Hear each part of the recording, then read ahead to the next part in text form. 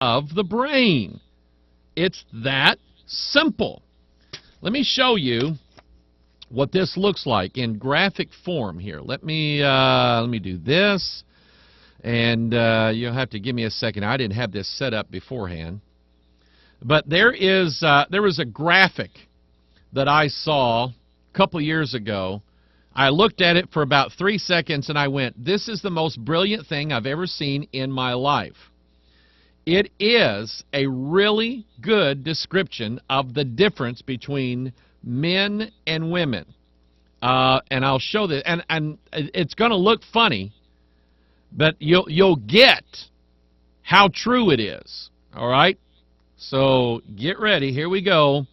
This is the difference. And whoever designed this, you're a genius. All right? Some guy put a lot of work into this, but I want you to look at it. This is the difference between men and women. Here you go. Take a look at it.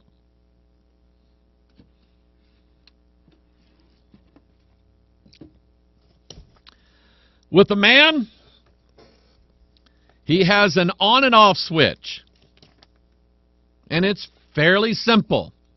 It's either on or it's off. The woman, however, is adjustable and needs to be adjustable. The Bible teaches me to dwell with my wife according to knowledge. And I do. I know her, and I love her. I don't degrade her. I don't talk down to her. I don't make her think she's stupid, and I don't try to tell other people that she is stupid. It's just that in a lot of things in life, she is a little bit more complicated than me. So some things you can explain to me once, and the switch turns on, and I get it. Some things, the same things you tell to, or I tell to my wife, and there's knobs and dials and adjustments and temperature and all of these things, all of these switches on here. And I'll say this, whatever worked, whatever setting I found on my wife today is going to be all different tomorrow. Totally different tomorrow.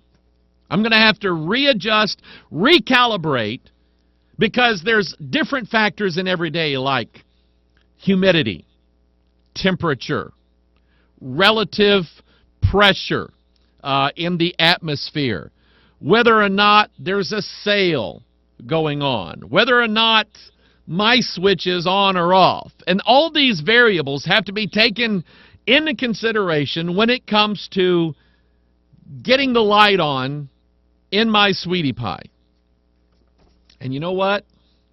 I love her for it. I absolutely do. Just thought just a little humor from Pastor Mike. That is just one of the many services that we provide here at Prophetic Research Ministry. What else have I got in the pile here? All right. I'm gonna start reading some emails. Okay? I've already printed a couple of them out.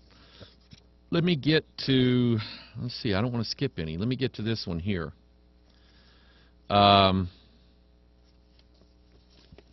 Somebody writes in, I'm not going to say the name on this one.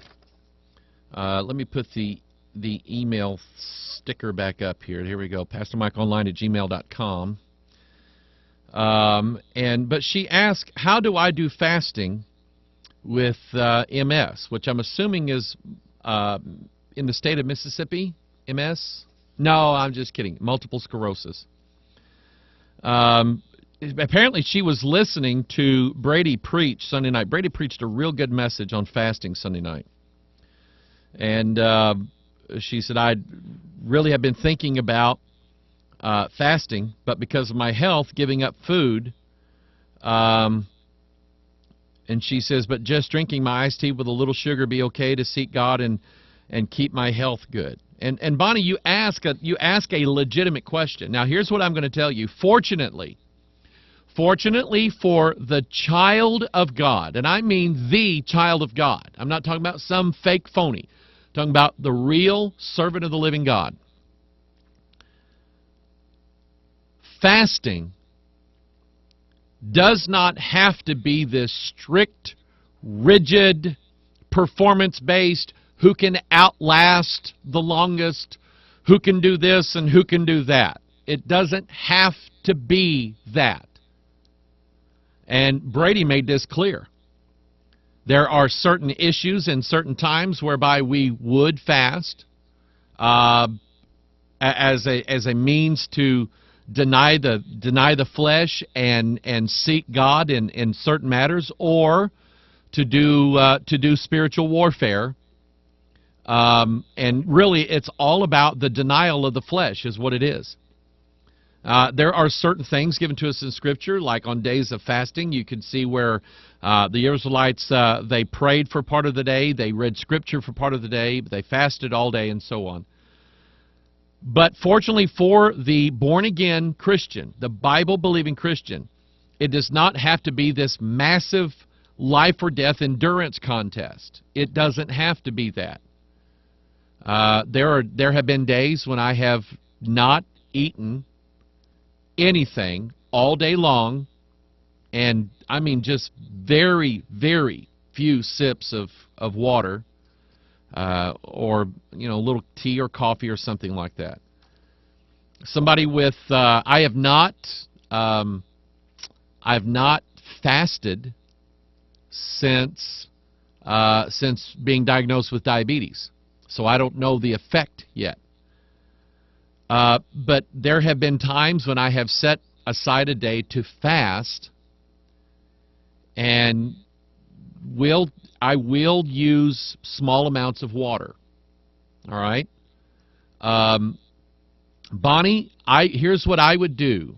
I would call your doctor and say, Doctor, I'm a Christian, and there are certain things that I believe that I need to fast, or I would like to fast. Can you give me advice on this? And Bonnie, here, I said I wasn't going to mention your name, but I made a mistake. All right? If I guarantee you, God is not, He's not sitting up in heaven with a clipboard of all the things He's going to make you go through while you're fasting and go, yeah, she got that one. You drank water. Sorry, I ain't doing nothing for you. That's not God. That's not the real God. That's not Him. So talk to your doctor. Find out what he would recommend for you. And then if you feel like the Lord is leading you into that, then do it. And I promise you, God will bless that. All right, I promise you He will. So I appreciate you writing that in. Here's another one from Chad. And he says, "Hey, false teacher, answer my emails back." Okay. Do I have to? "You are a coward leading many astray. You have a great time on your broadcast." Now that part is true. I have a lot of fun Tuesdays and Thursdays ranting about things you have no knowledge of, but can't take a one-on-one in debates or conversation because you know you're a liar who works for Satan, H-A-S-A-T-A-N. What is that one? Satan. That kind of sounds like an old preacher. Satan! Woo! I would love to expose your false doctrine to your face, you arrogant liar. Email me back with your defense. I will not stop till you are fully exposed. All right. Fair enough. Chad, let me Let me help you with something.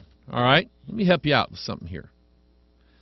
Let's open up our Bible. Okay? Let me do the switch over here.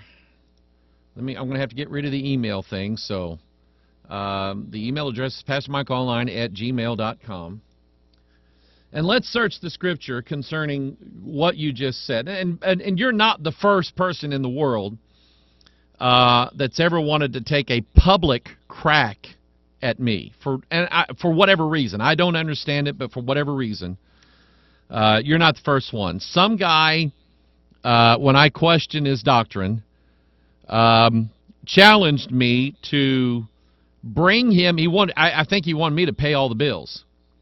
Challenged me to bring him to Festus and then let him sit in this room with me and while he proceeded to try to rake me over the coals in front of everybody. He wanted me to do that. He wanted me to put him in here so he could ransack me in front of everybody.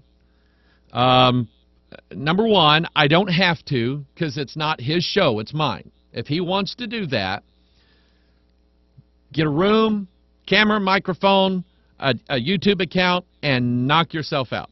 Okay? That's really all you got to do. It's really simple nowadays to do this, all right? So, number one, I don't have to. I don't have to, number one, because this is my room. Number two, I don't have to biblically. I don't have to do this. Let me show you. Let's open up our can here of King James. Let's sweep the search engine with a besom of destruction. Let's type in the word D-E-B-A-T, and let's put an asterisk after that. That's going to find all the occurrences of the word debate. Here is Proverbs 25:9. Debate thy cause with thy neighbor himself, and discover not a secret to another. You know what that's telling us? That if there is a conflict between me and you, we're supposed to handle it outside of the public arena. Let's go here to what's in our wicked flesh. Romans chapter 1, verse 29, being filled with all unrighteousness, fornication, wickedness, covetousness, maliciousness, full of envy, murder, debate, deceit, malignity, whisperers, backbiters, haters of God, despiteful, proud, boasters, inventors of the internet. Oh, that's inventors of evil things. Disobedient to parents, without understanding, covenant breakers, without natural affection, implacable, unmerciful. He put the debate right next to murder and deceit. It's sandwiched between murder and deceit. 2 Corinthians 12:20. For I fear lest when I come, I shall not find you such as I would, and that I shall be found unto you such as ye would not, lest there be debates, envyings, wraths, strifes, backbitings, whisperings, swellings, and tumult.